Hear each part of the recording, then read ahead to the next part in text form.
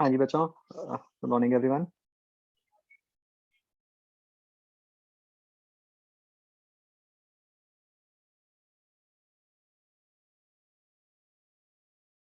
हर्ष, congratulations, आपका stage 1 clear हो गया ना?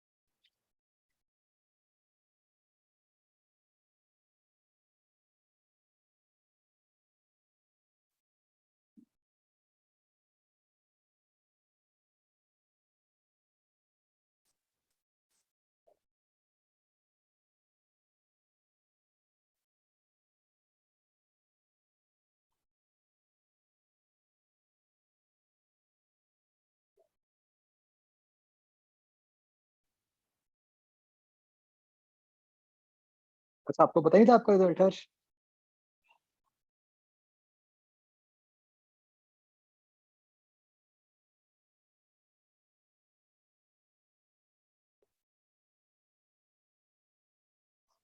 अच्छा, मुझे दिखा तो था भाई नाम उस लिस्ट में, हर्ष कौशिक, अब वो तुम ही होगे।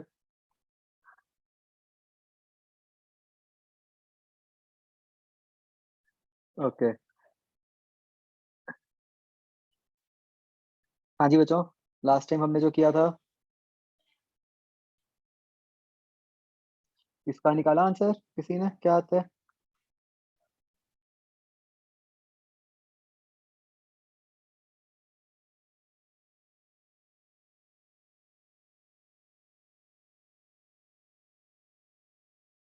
चलो, कर लेना ट्राई। गैल्वेनोमीटर बच्चों, सबको याद है?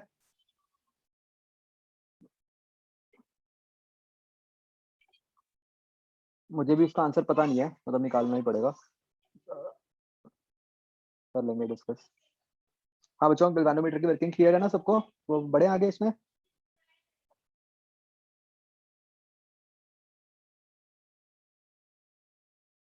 ओके।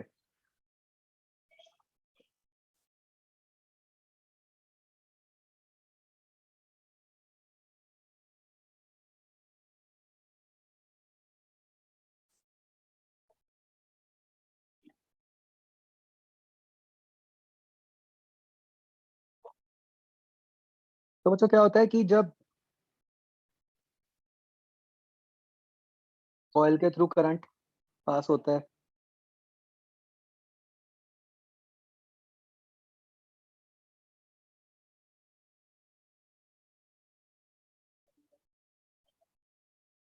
राइट, तो उस पे बच्चों टॉर्क लगेगी।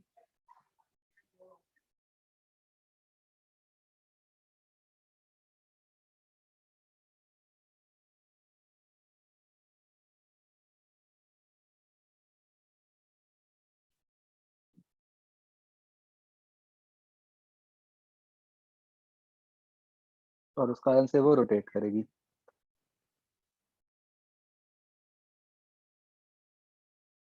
अब अगर ये रोटेट करेगी बच्चों, तो ये जो कॉइल है अगर वो रोटेट करती है, तो ये जो हमने फॉस्फर ब्रॉन्ज वायर लगाई हुई होती है बच्चों, वो ट्विस्ट करती है।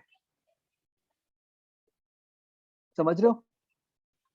मतलब ना, अगर आप चाहे मतलब उसको इस तरह से गोल गोल ना सोचो, चाहे सिंपल वायर ही सोच लो, आप ये सोच सकते हो ना कि अगर सिलेंडर घूमेगा तो वो वायर में ट्विस्ट आएगा, ऊपर वाली वायर में।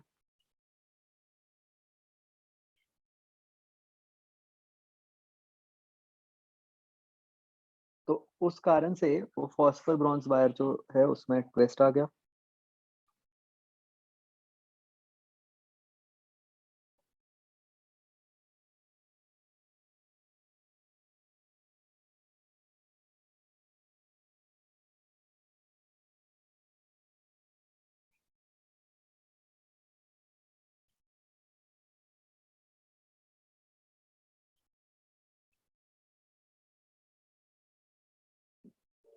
तो मतलब बच्चों अगर आप देखो तो ऐसा हो रहा होता है कि जो मैग्नेटिक फील्ड है वो कॉइल को घुमाना चाह रही है या सिलेंडर को घुमाना चाह रही है, और ये जो फॉस्फर ब्रॉन्ज वायर है वो उसको वापस लाना चाह रही है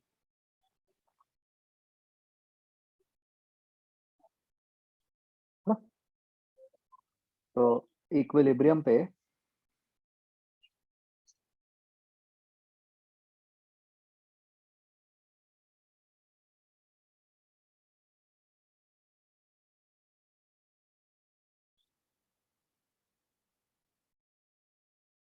torque due to magnetic field बच्चों बैलेंस होती है torque due to twist.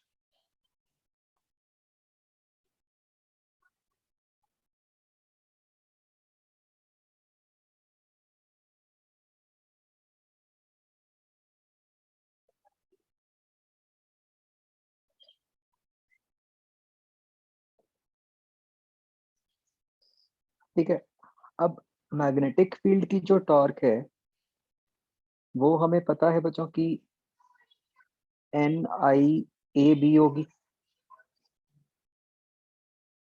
Correct? क्योंकि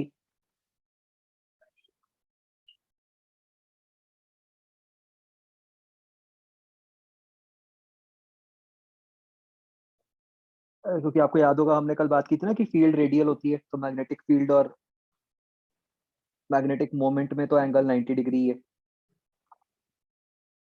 और ये बच्चों ट्विस्ट के कारण जो टॉर्क आती है वो आती है equal to C into theta.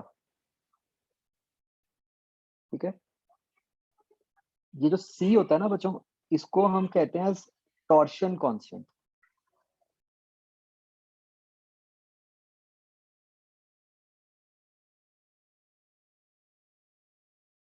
तो जैसे स्प्रिंग कांस्टेंट नहीं होता कि नॉर्मल हम एक वायर को खींचते हैं स्प्रिंग को तो फोर्स kx होती है, ऐसे ही जब वायर को ट्विस्ट करते हैं तो उसमें टॉर्क आती है which is given by C into theta. तो C is torsion constant, theta is जितने एंगल से आपने इसको ट्विस्ट किया। तो थीटा एंगल वही हो गया बेसिकली जितने से यहाँ पे कॉइल घूमी है। तो यहाँ पे बन गया theta equal to NIAB upon C।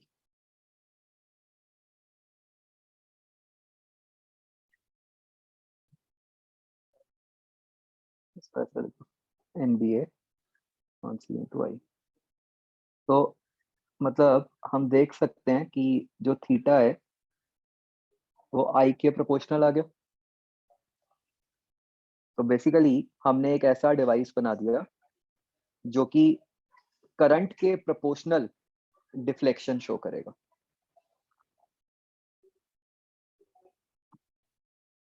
ठीक है,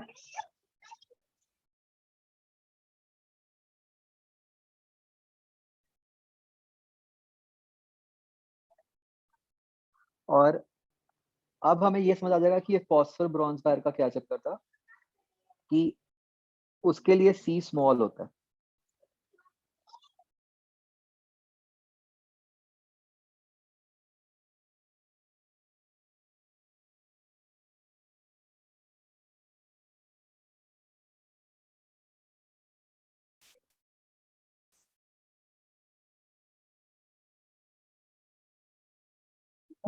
तो मतलब उससे हमें ये फायदा हो जाएगा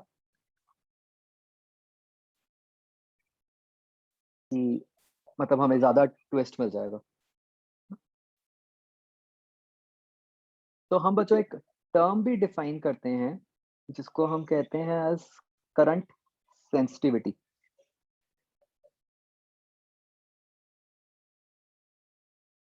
तो आपको ख्याल होगा बच्चों सेंसिटिविटी टर्म हमने अभी रिसेंटली पोटेंशियोमीटर में भी बात की थी, है ना? तो यहाँ पे हम कैसे कहेंगे बच्चों, मतलब हमें क्या कहना चाहिए कि अगर हम कहते हैं कि हमारा डिवाइस सेंसिटिव है उसका क्या मतलब होना चाहिए?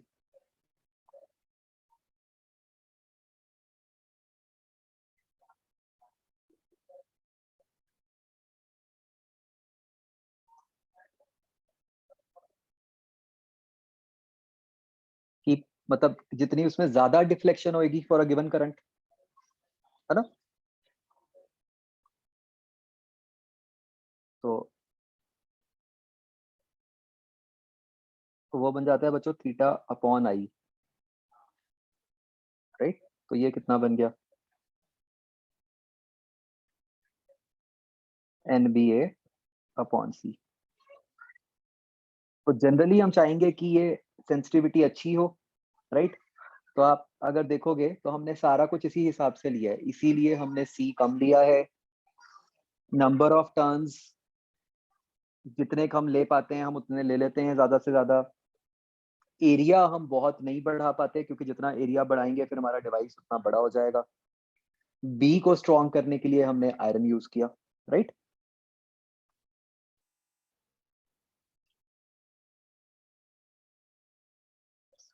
ऐसे ही बच्चों हम एक टर्म डिफाइन करते हैं, वोल्टेज सेंसिटिविटी।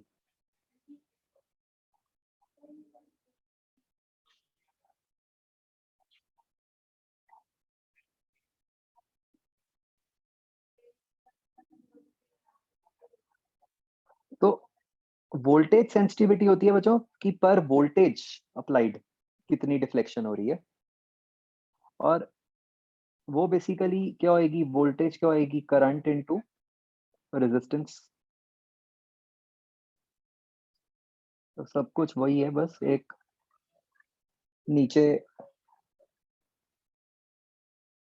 रेजिस्टेंस आ गई। ये रेजिस्टेंस किसकी है? गैल्वेनोमीटर की। और ये कहां से आई बच्चों रेजिस्टेंस?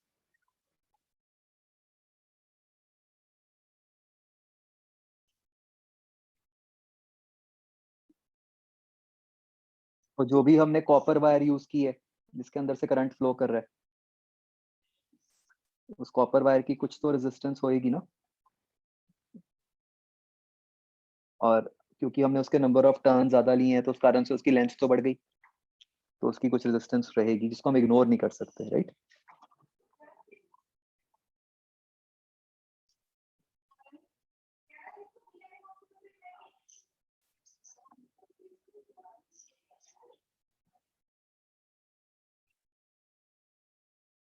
ये समझ आ गया बच्चों?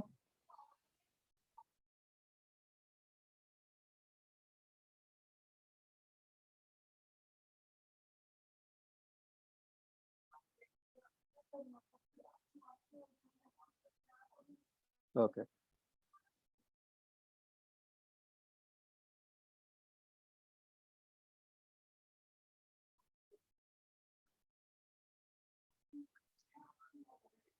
नेक्स्ट बच्चों हम बात करेंगे कि हम कैसे एक गैल्वेनोमीटर को अमीटर और वोल्ट मीटर में कन्वर्ट करते हैं।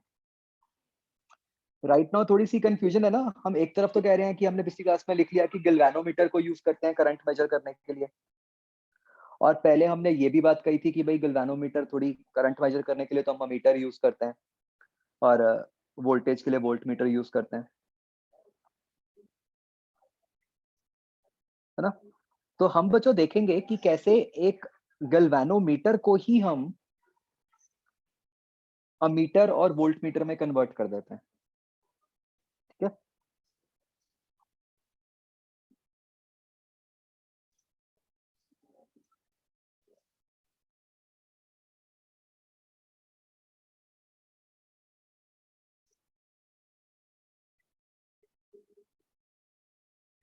तो लिखो conversion of galvanometer to ammeter.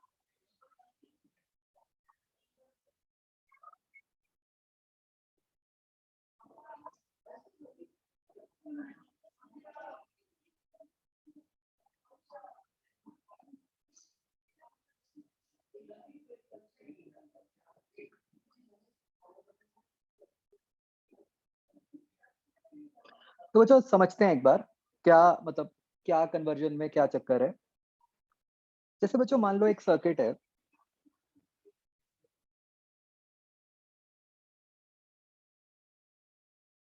Simple सा हम सर्किट लेते हैं जिसपे एक 4 ओम की रेजिस्टेंस है। हमने मान लो इस सर्किट के अंदर ऐसे एक गैल्वेनोमीटर को सीरीज में लगा दिया। और इस सर्किट में एक ऐसे बैटरी लगी है, ठीक है, जिस 1 ओम और लेट्स से ये 10 वोल्ट की बैटरी है।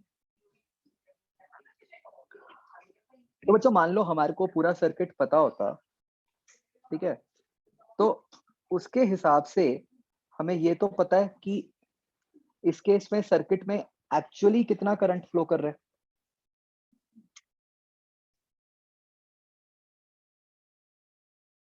एक्चुअल करंट या जो मतलब ओरिजिनल करंट है जिसको हम मेजर करना चाहते थे गैल्वेनोमीटर लगा के।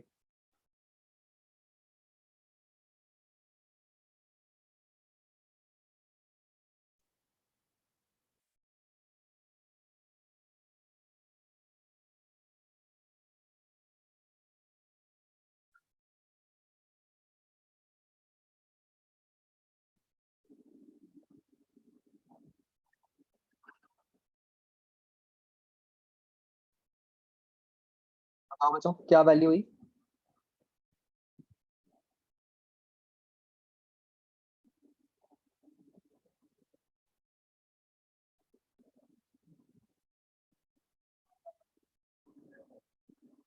टू एम्पेयर्स है ना।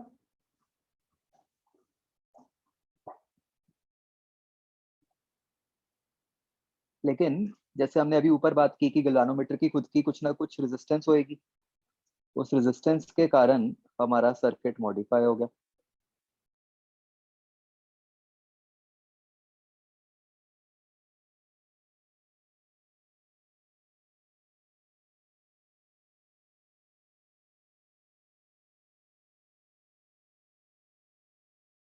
राइट। तो जो गैल्वेनोमीटर हमें रीडिंग देगा भी, अज्यूमिंग की और कोई एरर नहीं है,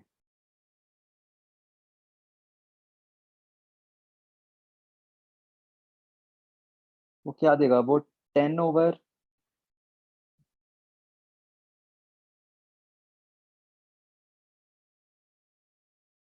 प्लस जी देगा।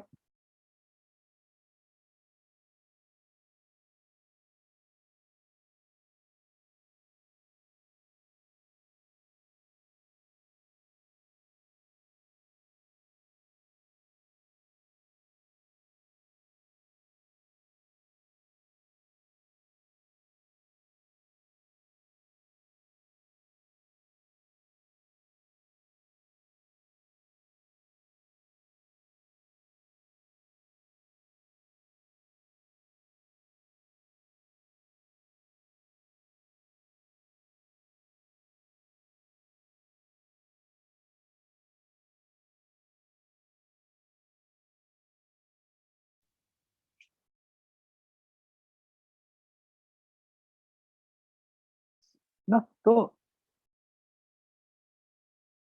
Which is the current in modified circuit, मतलब जब आप एक गैल्वेनोमीटर को सर्किट में लगाओगे तो वो सर्किट को ही मॉडिफाई कर देगा और वो मॉडिफाइड सर्किट का करंट बता देगा, ओरिजिनल सर्किट का करंट नहीं बता सकता वो। एंड बच्चों आपको ख्याल होगा, दिस इज एग्जैक्टली वाई जब हम पढ़ते थे अमीटर, हम ये कहते थे ना कि ideal ammeter should have zero resistance.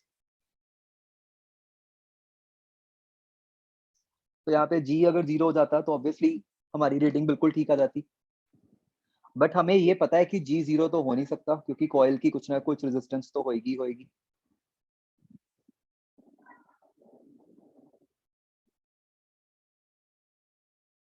Right. तो अब बच्चों अगर हमें ये समझ आता है कि जी को हम जितना कम कर लें, गैल्वेनोमीटर की रेजिस्टेंस को जितना कम कर लें उतना अच्छा हो जाएगा हमारे लिए।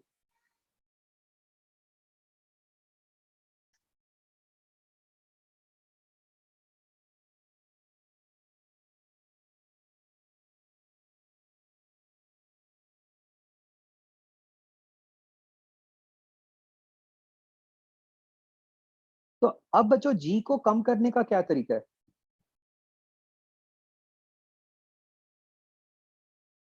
भाई हम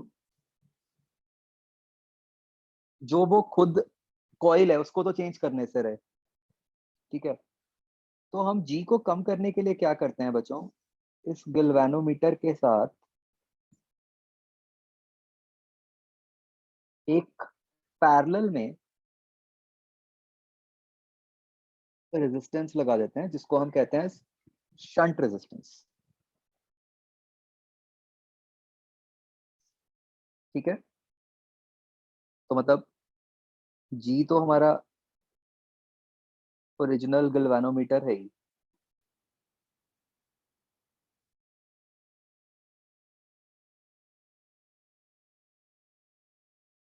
एस जो है उसको हम कहते हैं शंट रेजिस्टेंस। शंट का मीनिंग होता है बच्चों एक्स्ट्रा।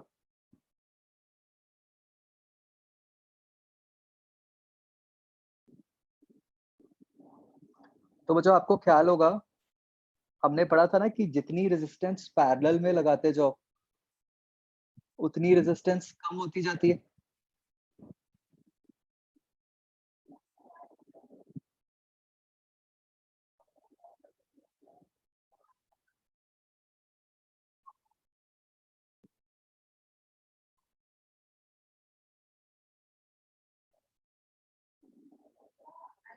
ना?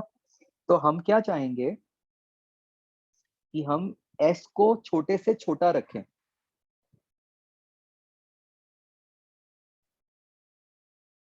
ये सोच पा रहे हो बच्चों आप, जितना एस को आप छोटे से छोटा रखोगे उतनी आपकी इफेक्टिव रेजिस्टेंस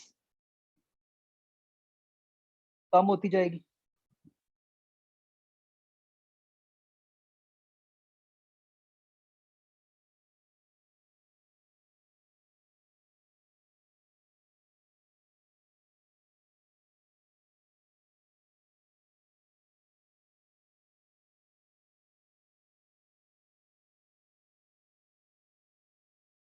राइट, जितना एस छोटा होगा उतना आपका डिनोमिनेटर बड़ा होता जाएगा, उतनी आपकी इफेक्टिव रेजिस्टेंस कम होती जाएगी।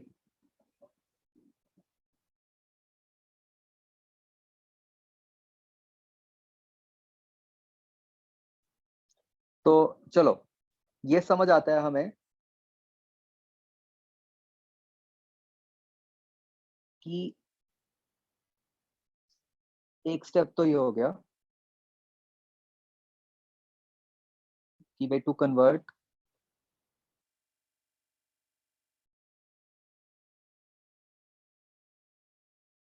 अ galvanometer to a metre,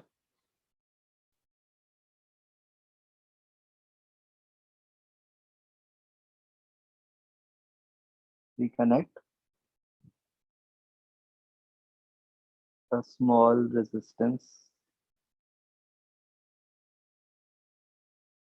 S in parallel।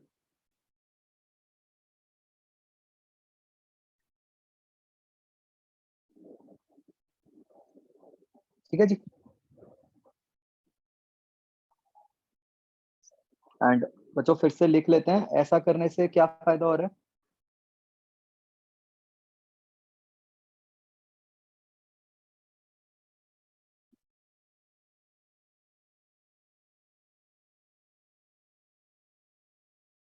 जो हमारा ओरिजिनल सर्किट है उसमें कम से कम चेंज होगा।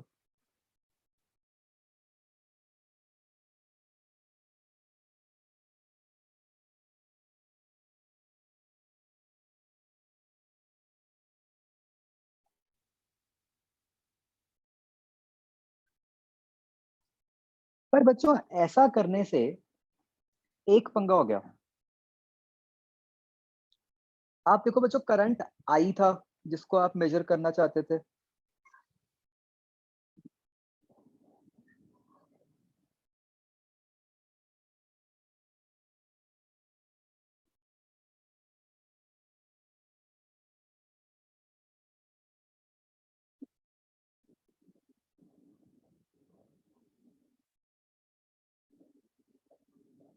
ठीक है ना। लेकिन अब क्योंकि आपने ये रेजिस्टेंस लगा दी, तो अब तो ऐसा होगा ना कि करंट डिवाइड हो गया। तो ये कुछ IG करंट G से जा रहा होगा, और जो रिमेनिंग करंट है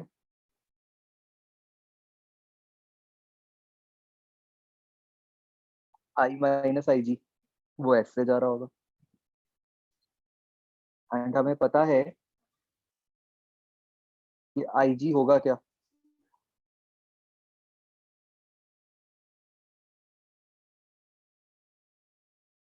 I into S upon G plus S, है ना, करंट डिवीजन वाले फॉर्म से।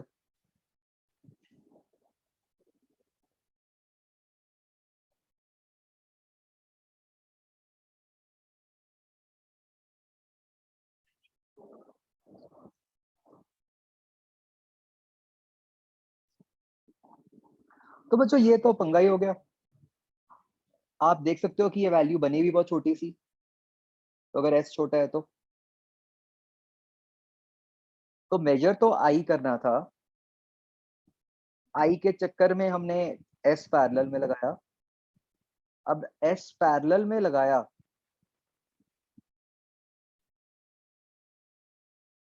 तो उस कारण से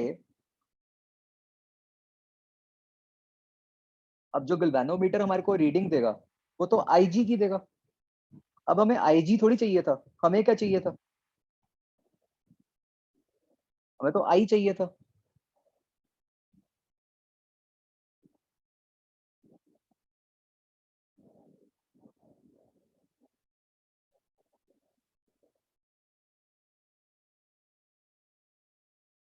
अब क्या किया जाए?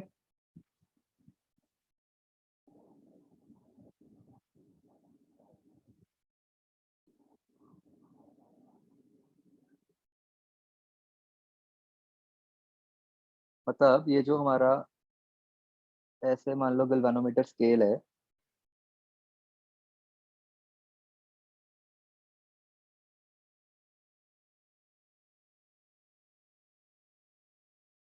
इसमें बच्चों ना दोनों तरफ होती है मार्किंग्स, मतलब क्योंकि ये भी बताता है कि करंट किस डायरेक्शन में जा रहा है। तो ये उसकी नीडल है।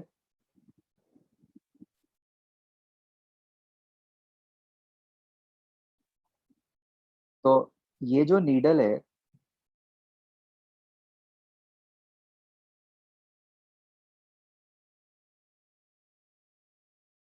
वो तो IG के हिसाब से पॉइंट करेगी,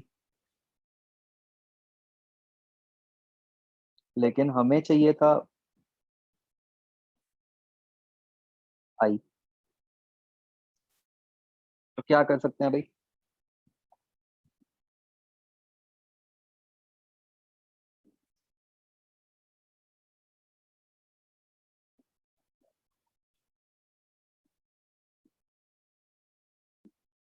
तो बच्चों इसके लिए मैन्युफैक्चरर क्या करता है, भाई जो मीटर बना रहा है उसके पास तो सारी वैल्यूज हैं, G की और S की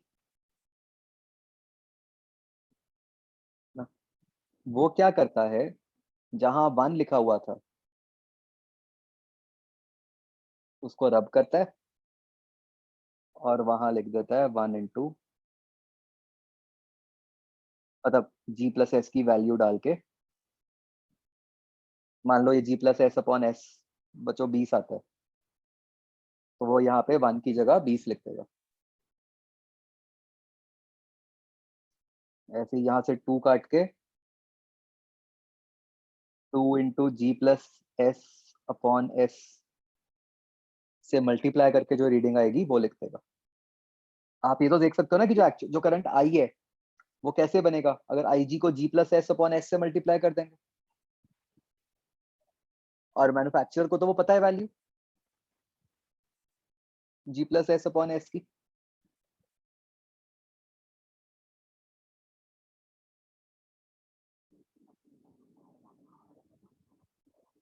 राइट। तो ये एक ट्रिक बना दी मैन्युफैक्चरर ने कि असली में तो उसकी नीडल जो पॉइंट कर रही थी जितने करंट के लिए, उसने उसको इस फैक्टर से मल्टीप्लाई करके ही स्केल बना दिया, ताकि आप एकदम देखो और आप कहो कि हाँ जी सर्किट में इतना करंट फ्लो कर रहा है, राइट?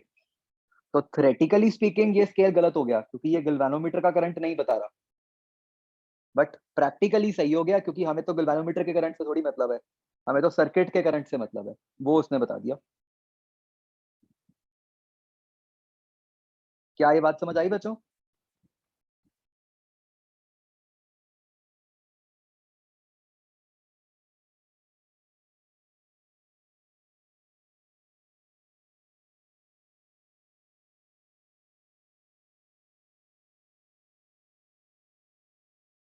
तो मतलब क्या रिलेशन हो गया?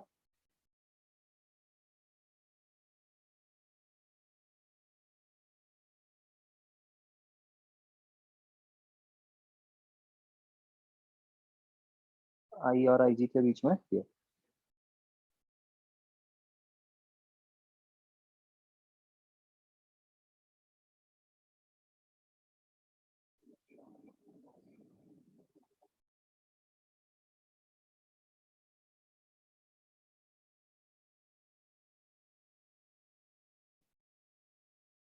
समझ आया बच्चों?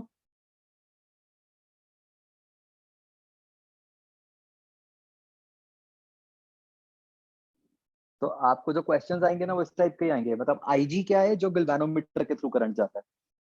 तो आपको ये बता दिया जाएगा कि हाँ जी गैल्वेनोमीटर के थ्रू इतना करंट जाता है, बताओ एस कितना लगाएं सच दैट कि वो इतना करंट मेजर कर ले, इस टाइप का।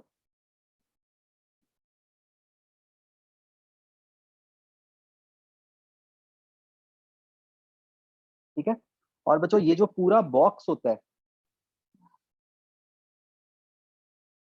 इसको हम मतलब अमीटर कहते हैं।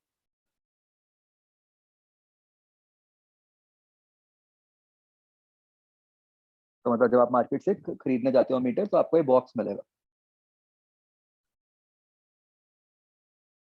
तो ये बात बच्चों समझने वाली क्या हो गई कि मतलब जब आप कन्वर्ट करते हो गैल्वेनोमीटर को अमीटर में, तो दो स्टेप्स इन्वॉल्व हो गए कि एक तो आपने शंट लगाना है छोटा सा सीरीज पैरेलल में, और एक आपने जो उसका स्केल है उसको मल्टीप्लाई कर देना है विद 1 + G/S। क्लियर है बच्चों?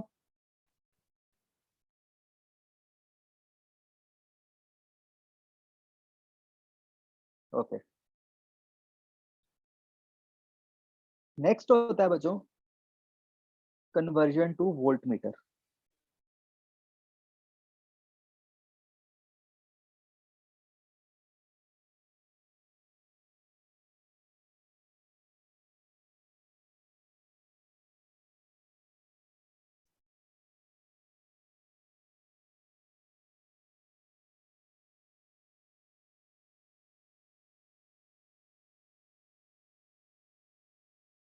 तो बच्चों मान लो ये कोई रेजिस्टर आ रहा है जिसके थ्रू करंट आई जा रहा है, ठीक है? तो जो ओरिजिनल है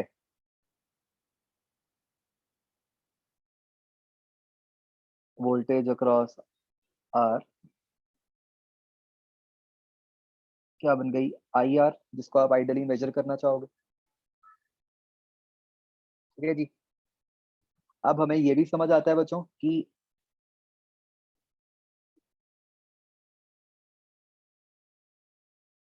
भाई वो वोल्टेज मेजर करने के लिए तो हमें कोई डिवाइस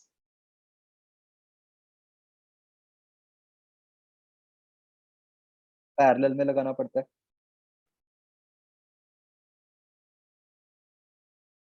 तो हमने ऐसे जी मान लो पैरेलल में लगा दिया। फिर से बच्चों जैसे ही हमने सर्किट के अंदर एक्स्ट्रा रेजिस्टेंस इंट्रोड्यूस की तो सर्किट मॉडिफाई हो गया।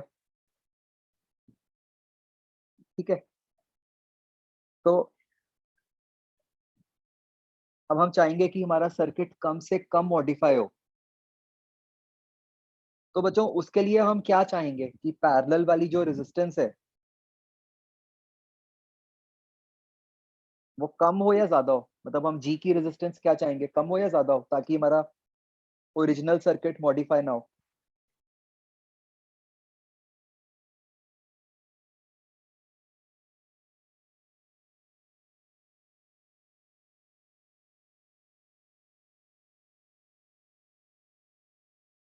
सभी लोग आंसर करो।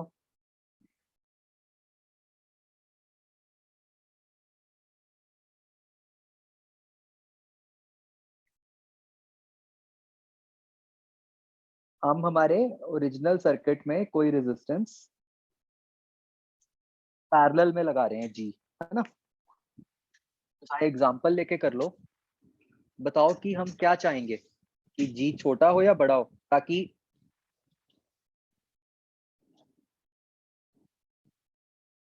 ओरिजिनल सर्किट कम से कम मॉडिफाई हो।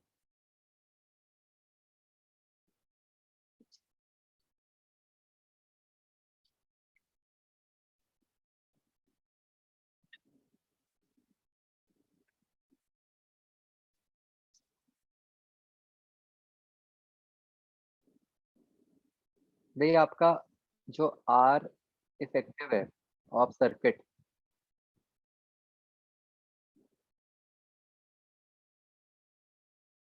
वो बन गया जी आर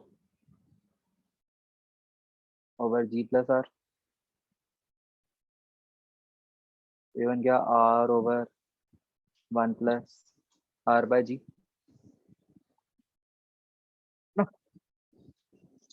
तो किस केस में आर इफेक्टिव आर के पास होगा? जब जी बहुत बड़ा होगा, isn't it? आप जी को इनफाइनाइट कर दो तो आर इफेक्टिव तो आपका आर ही आ गया।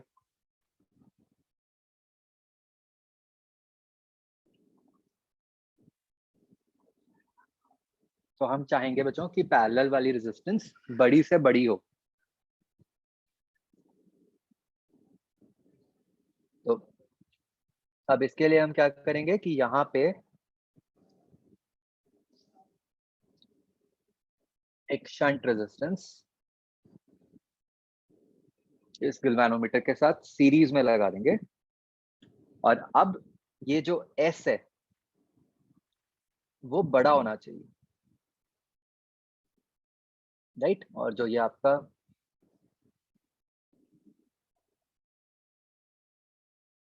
कंबाइंड बॉक्स है, ये आपका बन गया volt meter.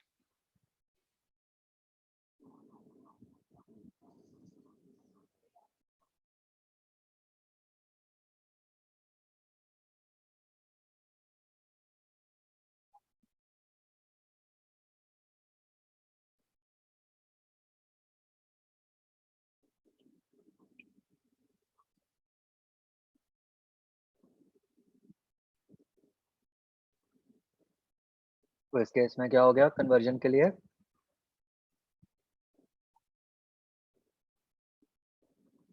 a large shunt resistance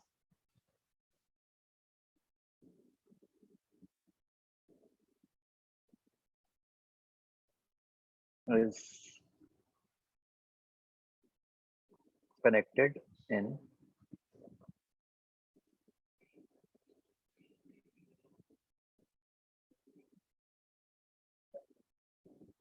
series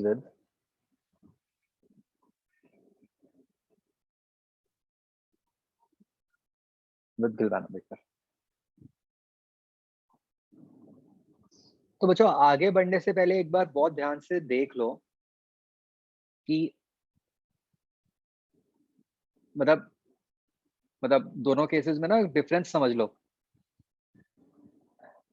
अब मीटर जब बनाते हैं तो उस डिवाइस को हम सर्किट के अंदर सीरीज में लगाते हैं, राइट। ये पहले भी पढ़ा हुआ है। और उसको बनाने के लिए गैल्वेनोमीटर के साथ एक छोटी रेजिस्टेंस को पैरेलल में लगाते हैं।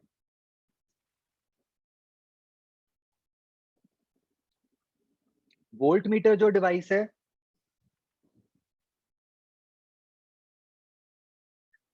उसको हम एज सच सर्किट के पैरेलल में लगाते हैं, और उसको बनाने के लिए गैल्वेनोमीटर के साथ एक लार्ज रेजिस्टेंस सीरीज में लगाते हैं। तो समझ रहे हो आप? मतलब सीरीज पैरेलल उल्टे हैं। जिस डिवाइस को खुद सीरीज में लगाना है वहां शंट पैरेलल में लगेगा, राइट। और जिस डिवाइस को खुद पैरेलल में लगाना है वहां शंट सीरीज में लगेगा।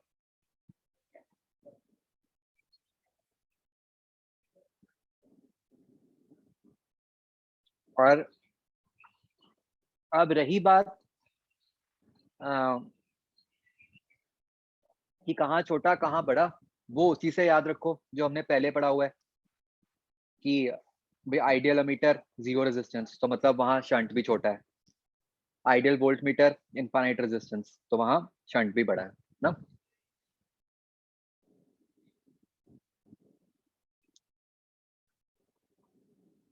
ये क्लियर हो गया बच्चों?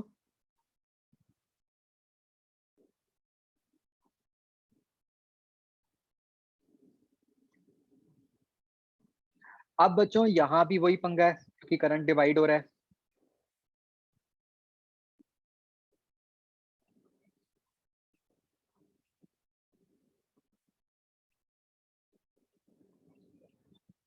देखते हैं यहाँ कैसी मॉडिफिकेशन करनी है।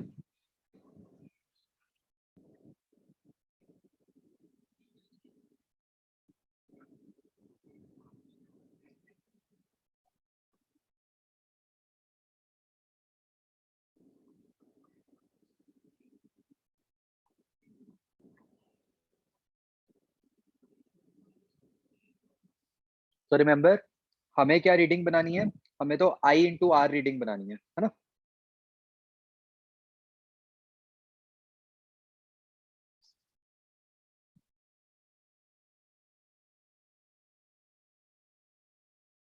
तो बच्चों सबसे पहले तो हम ये देख सकते हैं आई जी क्या बन रहा है। आई जी बन रहा है आई इंटू आर ओवर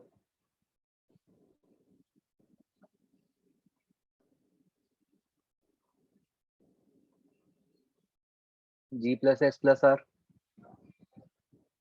है ना, जो कि हमें समझ आ रहा है कि आई से बहुत कम हो गया।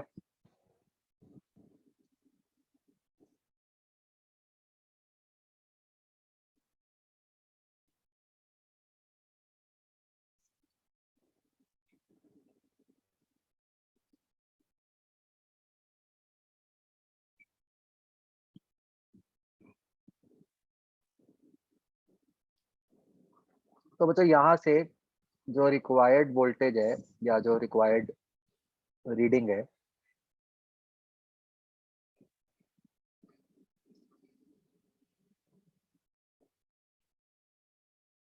वो बन गई आई आर, जो कि हम ऊपर से देख सकते हैं कि I into G plus S plus R है।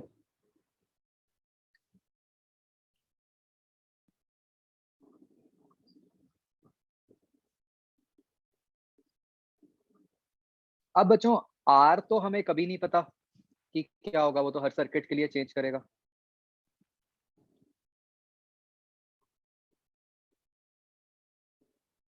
तो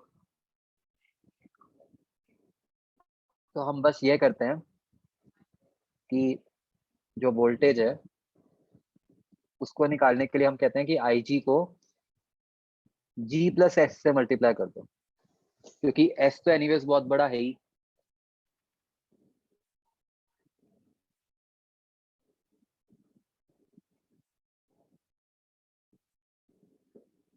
तो यहाँ हमारे पास बिल्कुल एग्जैक्ट फैक्टर नहीं आता। बिल्कुल एग्जैक्ट फैक्टर तो ideally G plus S plus R होता है ना, बट मैन्युफैक्चरर को आर थोड़ी पता है कि आप किस रेजिस्टेंस के अक्रॉस इसको लगाओगे। तो हम कहते हैं कि चलो एनीवेज एस बहुत बड़ा है तो आर को उसके रिस्पेक्ट में इग्नोर कर देंगे, तो इसलिए मैन्युफैक्चरर जी प्लस एस से मल्टीप्लाई करके स्केल बना देता है।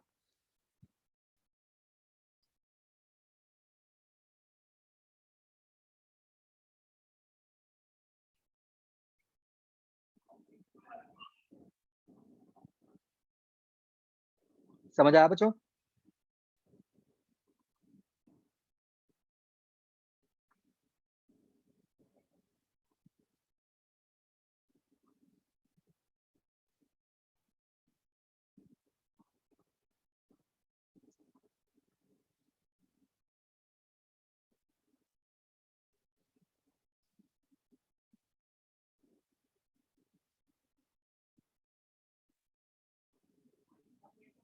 तो बच्चों इन मॉडिफिकेशन से आपको एक मतलब देखो एक बात तो समझने वाली ये हो गई कि आप ये सोच सकते थे कि फर्स्ट ऑफ ऑल कि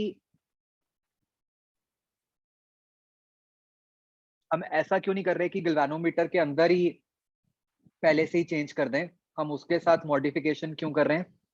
क्योंकि एक जगह छोटी रेजिस्टेंस चाहिए, एक जगह बड़ी रेजिस्टेंस चाहिए। तो हमने गैल्वेनोमीटर एक बेसिक डिवाइस बना लिया, राइट? जिसको हम अपनी ज़रूरत के हिसाब से मॉडिफाई कर लेते हैं, राइट?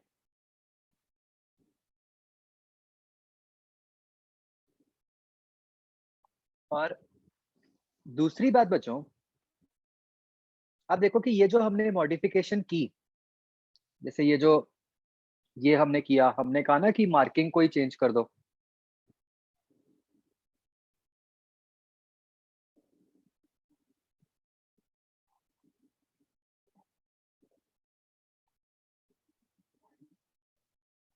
तो जैसे मैं आपको बच्चों पहले कह रहा था कि ये जो G plus S upon S की जो वैल्यू है, लेट अस से ये वैल्यू 20 है।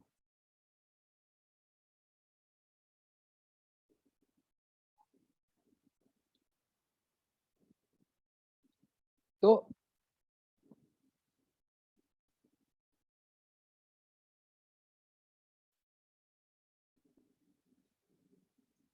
ये जो हमने मॉडिफिकेशन की बच्चों, उसने एक तरह से क्या किया कि ये जो डिवाइस की रेंज थी, जो कि पहले सिर्फ 2 थी, है ना?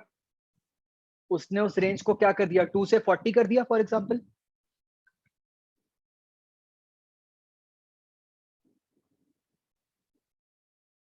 है ना? तो अगर हम रेंज की टर्म्स में बात करें, तो इस मॉडिफिकेशन ने डिवाइस की रेंज को बढ़ा दिया। बट इसका नुकसान क्या हुआ बच्चों? ध्यान से समझना। नीडल ने जितना डिफ्लेक्ट आइडियली 1 के लिए करना था, अब नीडल उतना ही डिफ्लेक्ट 20 के लिए कर रही है, राइट? तो पर करंट जो डिफ्लेक्शन है नीडल की, वो थोड़ी कम हो गई।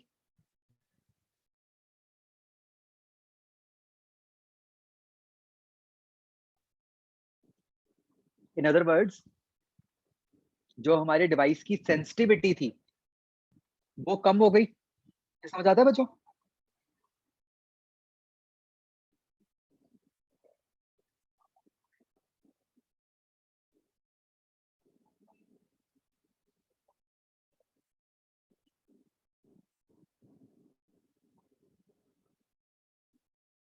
तो तो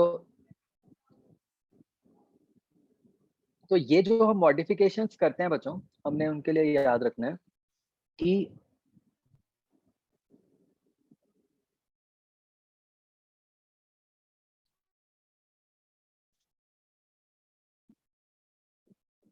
ये मॉडिफिकेशंस रेंज को बढ़ा देती हैं,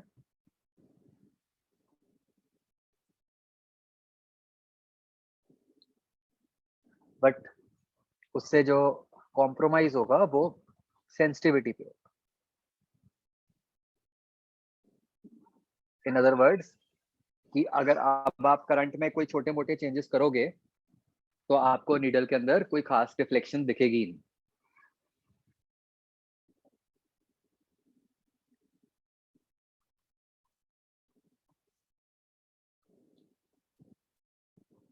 ये कांसेप्ट अच्छा उल्टा लिख दिया मैंने, डिक्रीज सेंसिटिविटी।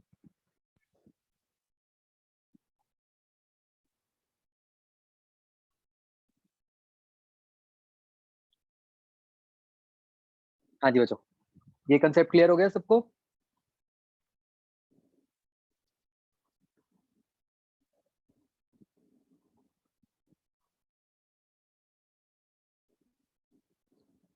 ओके, इसके कुछ क्वेश्चंस ट्राई करो बच्चों।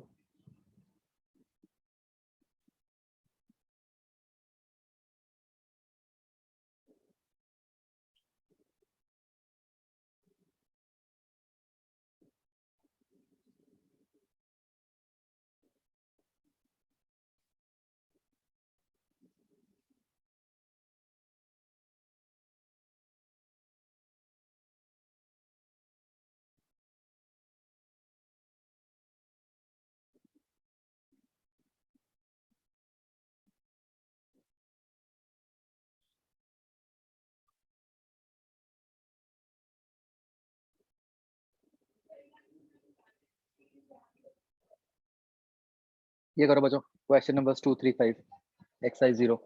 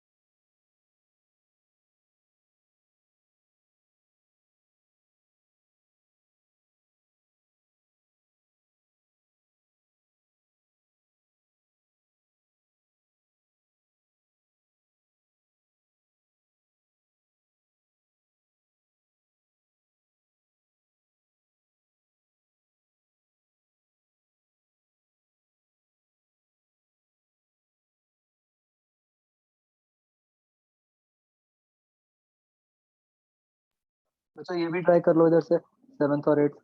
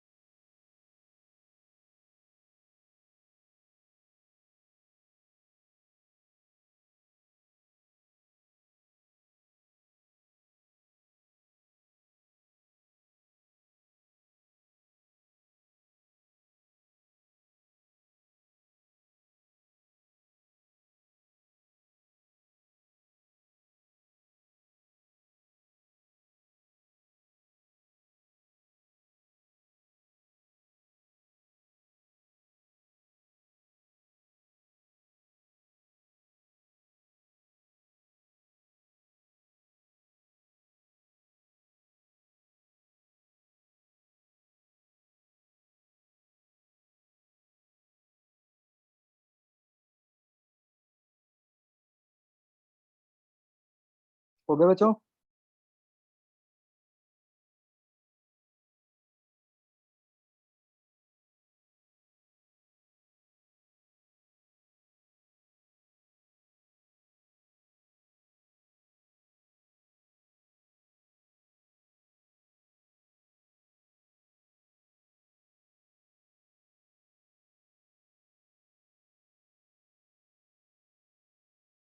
राइट, बिल्कुल स्ट्रेट फॉरवर्ड है।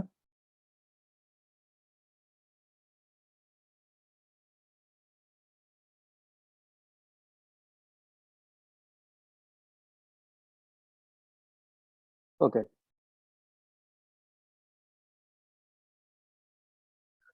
बड़े बच्चों आगे।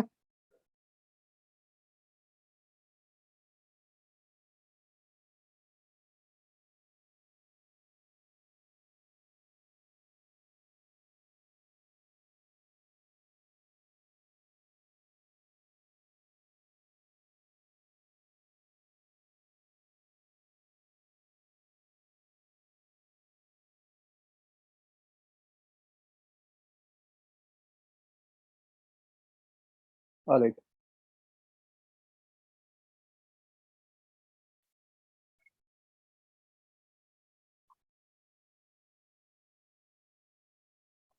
नेक्स्ट बच्चों, last topic of the chapter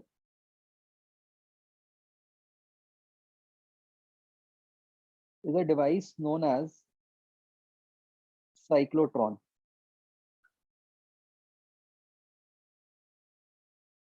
तो बच्चों आपको याद होगा, मैंने आपको एक पहले थोड़ा सा रेफरेंस सा दिया था ना कि भाई ऐसा होता है कि मैग्नेटिक फील्ड के हेल्प से हम चार्ज पार्टिकल्स के पाथ वगैरह को चेंज करते हैं ना।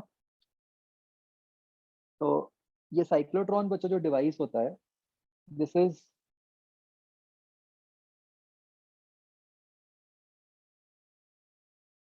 Used to accelerate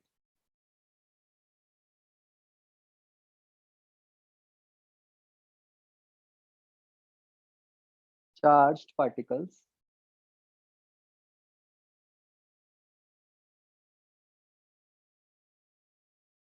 to very high speeds.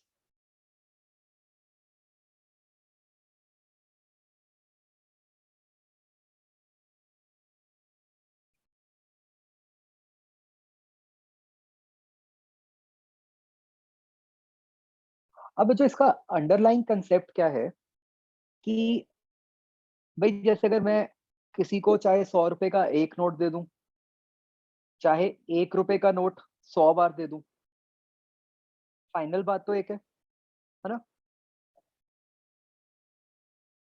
तो ऐसे ही मान लो एक चार्ज पार्टिकल है, मुझे उसकी स्पीड 0 से 100 करनी है। तो एक तरीका तो ये है कि मैं कोई ऐसा डिवाइस बनाऊं जिससे कि उसको इतनी एक्सेलरेशन प्रोवाइड की जा सकती हो जिससे कि वो सीधा 0 से 100 पहुंच जाए।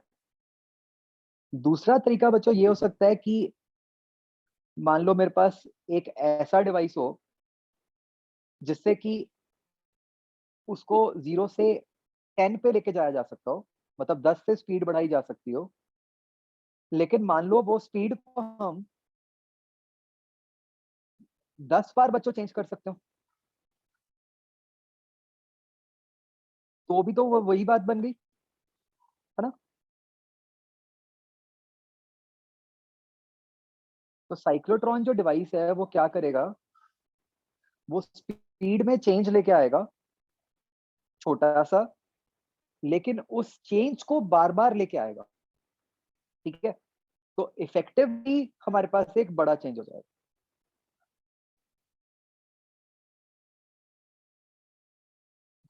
ठीक है बच्चों, क्लियर हुआ?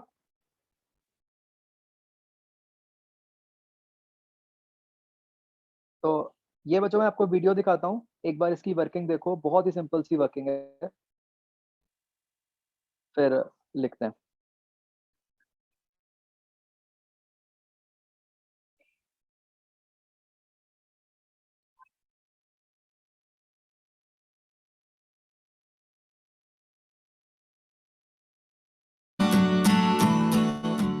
Cyclotron is a device जो साउंड आ रही है? ओके, देखो बच्चों। developed by E.O. Lawrence and M.S. Livingston. It is used to accelerate charged particles like protons and neutrons. This results in production of high energy charged particle. In nuclear physics, such energized particles are used to bombard nuclei, causing nuclear reactions. A positively charged particle can be accelerated to high energy with the help of an oscillating electric field by making it cross the same electric field time and again with the use of a strong magnetic field.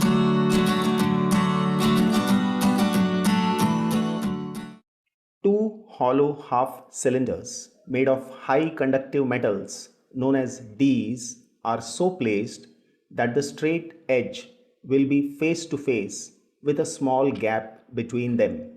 Now these two Ds are connected to two terminals of an alternating voltage source, an oscillator. It would help in changing polarity. If D1 is तो बच्चों, सो फार ये basically 2 hollow discus हैं, ठीक है?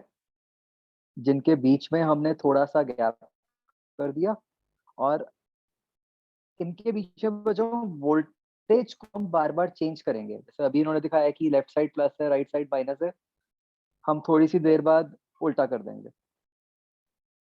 तो देखो, the positive potential, then D2 will be in exact opposite, that is negative potential at the same time. In this way, they would be oscillating and an electric field would be created between them. One electromagnet is kept below the two Ds and one electromagnet is kept above the Ds. Bottom electromagnet will have north pole above and top electromagnet will have south pole below. This would create a magnetic field perpendicular to the direction of the electric field. This entire arrangement is sealed in a vacuum box. The two Ds create an electric field. The direction of electric field is horizontal. The direction of magnetic field is vertical. When we place a positively charged particle, which may be a proton or a combination of proton and neutron both, since D1 is positive, D2 is negative, there is an electric field between them. Now a force acts upon the charged particle and its direction would be the direction of E. Because of this force, the charged particle gets acceleration, and because of acceleration, the speed increases till it enters the D. Since D is an enclosed container, so the value of electric field is 0. So force becomes 0 and acceleration becomes 0. So inside the container there is no electric field, but there is magnetic field and its direction is north.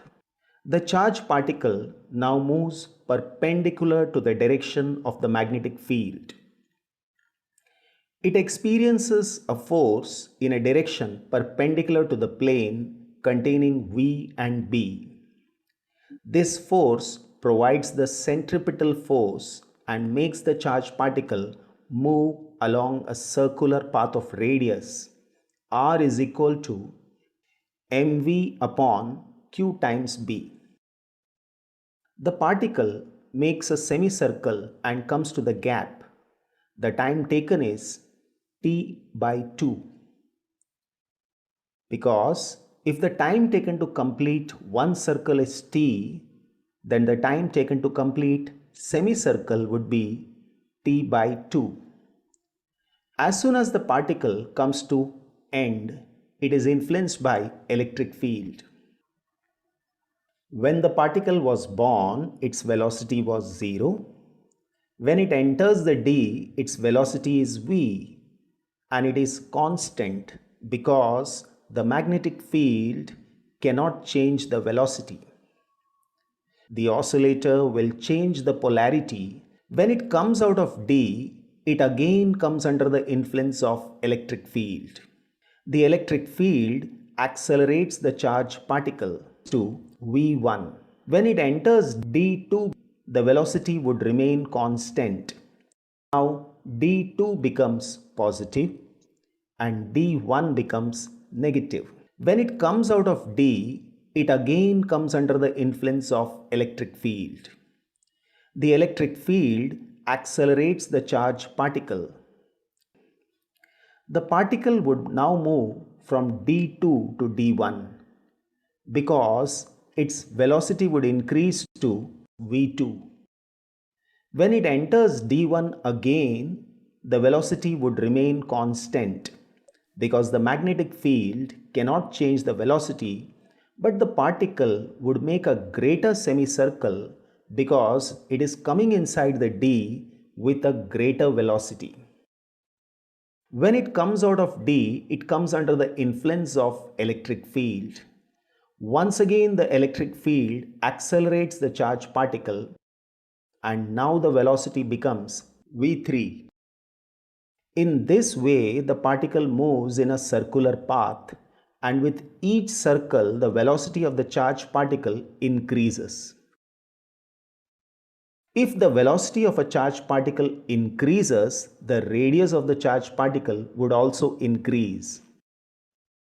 Finally, when the particle has no more space to grow in radius, it is thrown out through a window.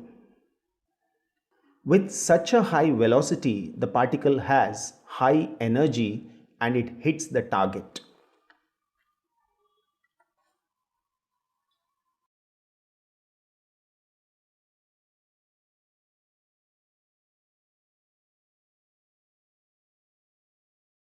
Good grammar and spelling are important, but if you want to write essays that inspire, messages that forge हाँ जी बच्चों, समझ आया?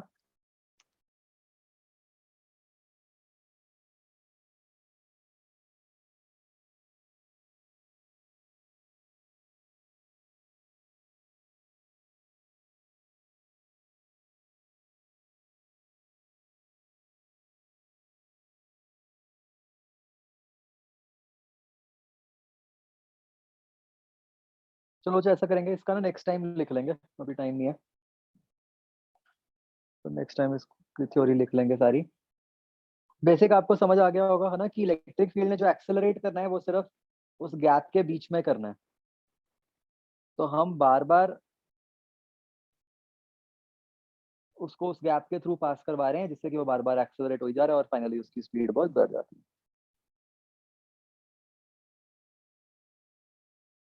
Correct?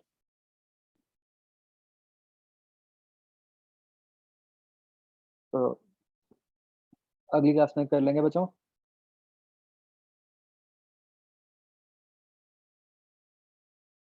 आपने बच्चों exercise 01 का जो last के 2 parts हैं वो कर लेने हैं, ठीक है? एच और आई।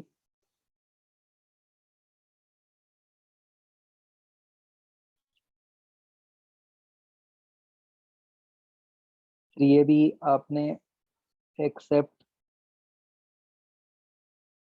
जी पार्ट बाकी सारा कर लेना है, ठीक है? आपकी बच्चों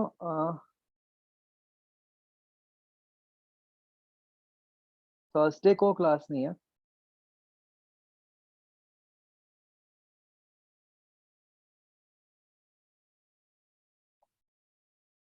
ठीक है? आपकी क्लास अब सीधा सैटरडे को है, तो अपना चैप्टर ये हो गया ऑलमोस्ट खत्म, बस सैटरडे को हम ये डिस्कशन और ये साइक्लोट्रॉन कंप्लीट कर लेंगे। राइट बच्चों?